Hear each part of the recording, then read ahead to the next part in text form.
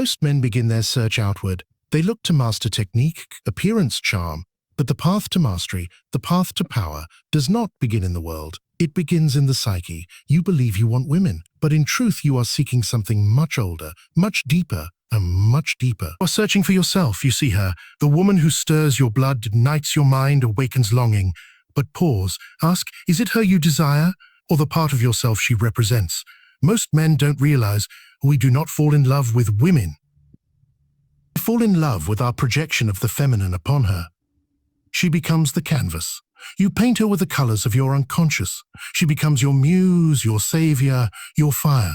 Not because she is all of that, but because you have yet to meet those parts of yourself. This is the beginning of the journey into shadow, the descent. The masculine must descend to reclaim his essence. He must face what he avoids, his fear, his inadequacy, his dependency, his rage, his longing.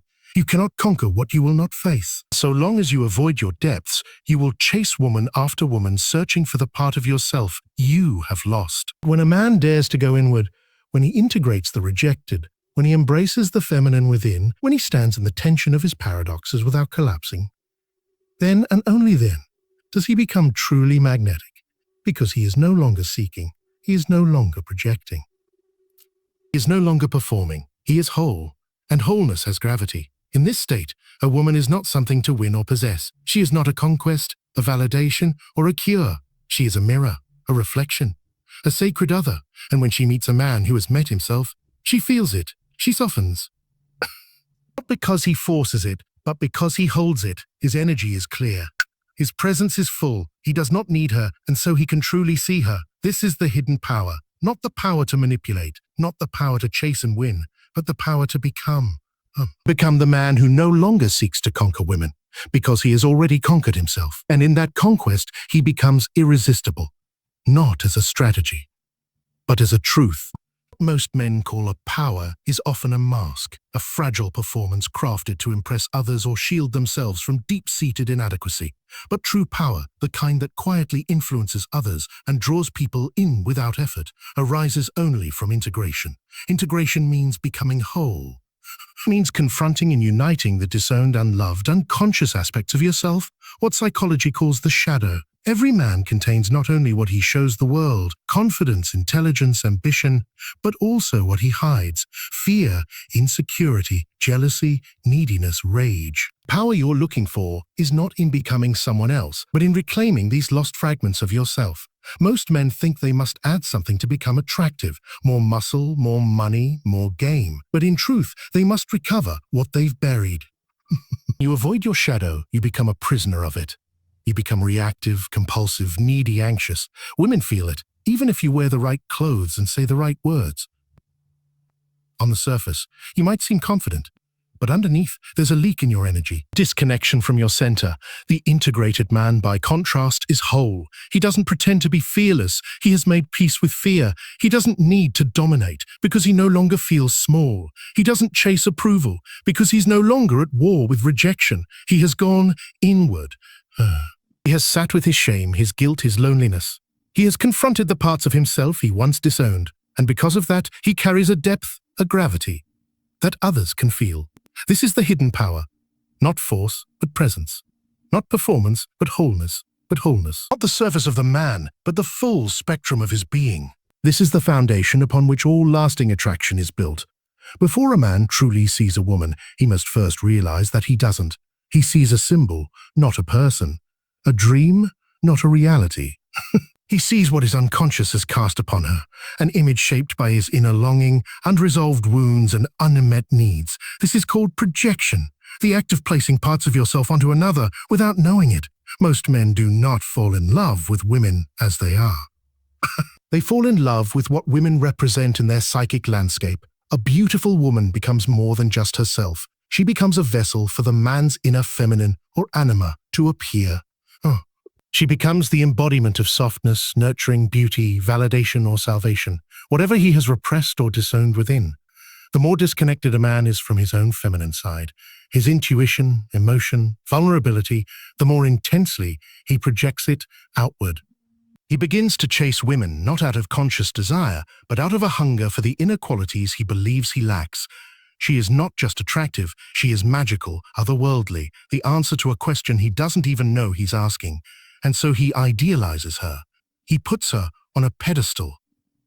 He becomes blind, not to her beauty, but to her humanness. But projection is dangerous. What is given unconsciously will one day be withdrawn, and when the illusion shatters, the man feels betrayed, not by the woman, but by the collapse of his fantasy. What once seemed divine now feels disappointing. This is not her failure. It is his awakening to truly relate to a woman, to actually connect rather than possess. A man must first recall the projections he has cast. He must turn inward and see that the qualities he worships in her are dormant in himself. The feminine he longs for lives within his own psyche. Until he reclaims it, he will continue to chase shadows, forever seeking completion outside of himself. There is a natural polarity between the masculine and the feminine, not as rigid gender roles, but as deep psychological forces that exist within every human being. The feminine is movement, flow, feeling, and mystery. The masculine is presence, stillness, direction, and containment. For attraction to spark, authentic, lasting magnetic attraction, this polarity must be felt at the level of energy, not performance.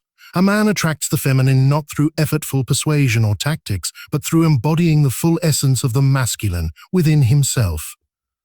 This does not mean coldness, dominance, or rigid control.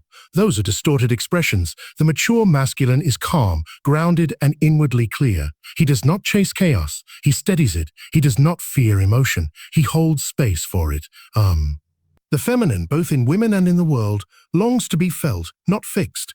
It wants to be witnessed, not silenced. And so, the more a man can remain centered in the presence of emotion, uncertainty, and complexity, the more he radiates a rare kind of safety. Not safety in the sense of passivity, but safety is deep-rooted inner strength. Women feel this energetically, often before a word is spoken. But a man cannot embody this until he has faced his own inner fragmentation. If he is ruled by hidden fear, he will either avoid the feminine or try to control it. If he has not met his own vulnerability, he will collapse in the face of hers. If he seeks to dominate rather than to understand, his presence will repel rather than attract. To embody the masculine is to become a container strong enough to hold life as it is, without the need to escape, fix, or manipulate it. It is to bring form to the formless, direction to the undefined, consciousness to the unconscious.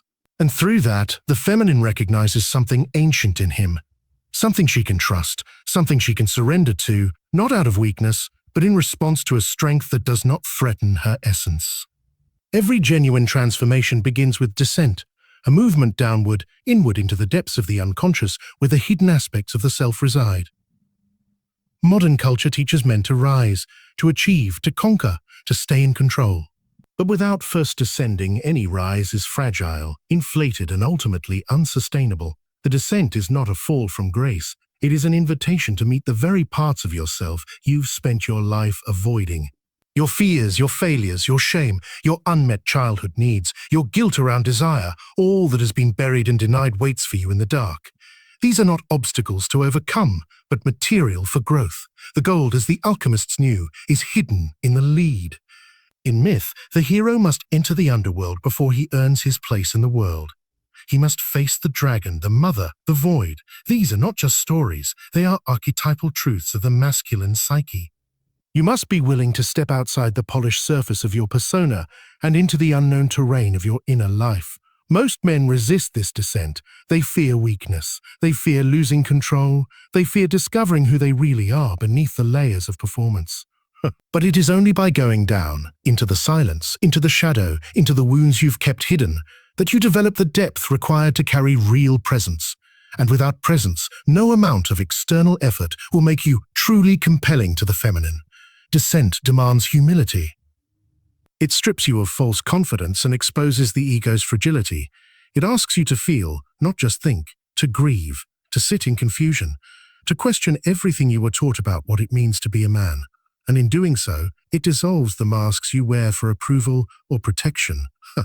The descent is the crucible where the fragmented self is broken open, not to be destroyed, but to be reassembled into something more whole, more real, more alive.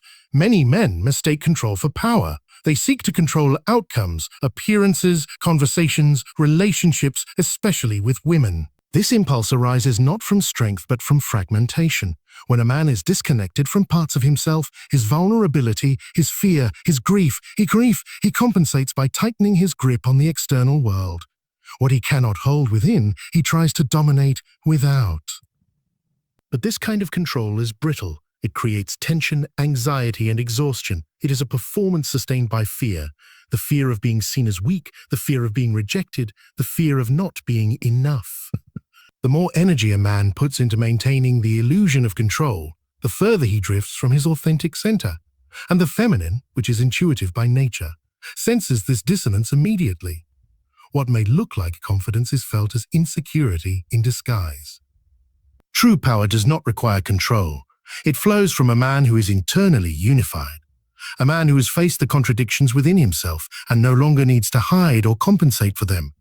He has grieved his illusions of perfection. He has stopped trying to be untouchable. He no longer needs to manipulate how others perceive him because he is already reconciled with who he is and who he is not. This inner wholeness radiates outward as calm authority. Not the loud, performative kind, but the grounded presence of someone who knows himself deeply. He does not need to convince anyone of his value. He does not flinch when emotions arise, either in himself or in others. His stability is not an act. It is the natural result of inner coherence. From this state, relationships, especially with women, shift dramatically.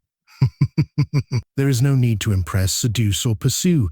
There is only the quiet strength of being rooted in one's own truth. The feminine, attuned to depth and resonance, naturally responds to this. Not because she is being controlled or persuaded, but because she feels the safety and depth of a man who has made peace with his own complexity. Desire does not arise in a vacuum. It emerges from the deep well of the unconscious, carrying with it meaning, memory, and projection. When a man is drawn to a woman intensely, inexplicably, he often believes it is because of her beauty, her voice, her energy, her mystery.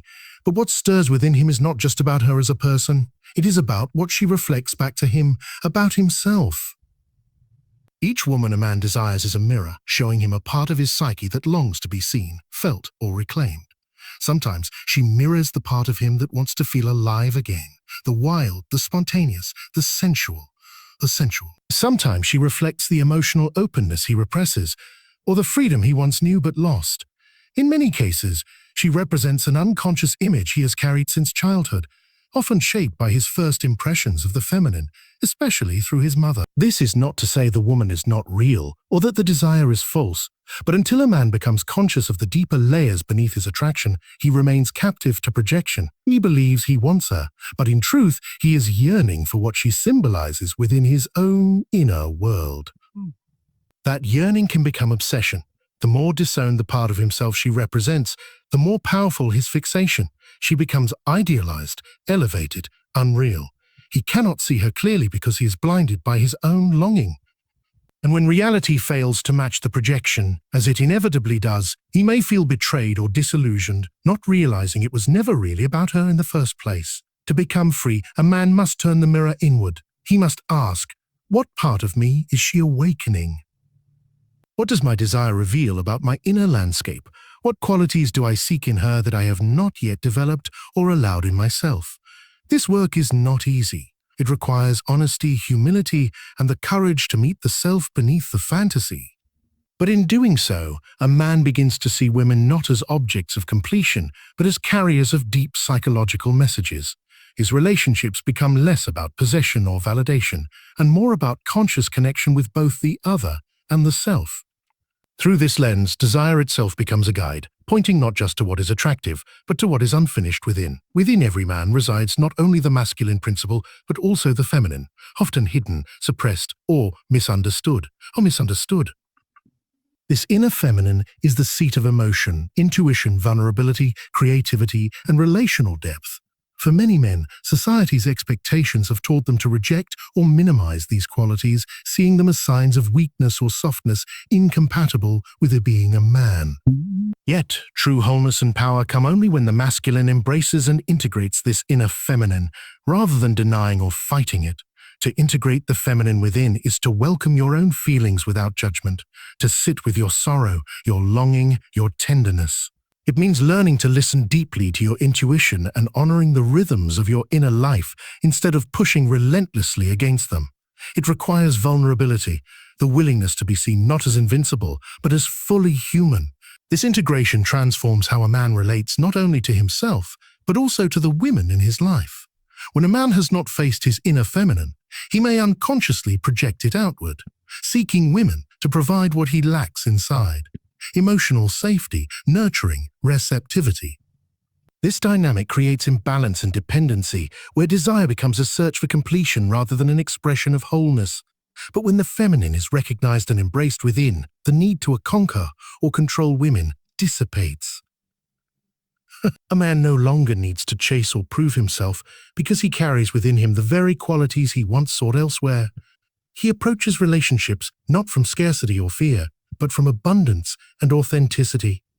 In this state, the masculine and feminine are no longer polarized opposites warring for dominance, but complementary forces in harmony within the individual thought. This inner balance generates a profound magnetism, not a magnetism rooted in superficial charm or manipulation, but one born from the deep resonance of a soul that is integrated and free.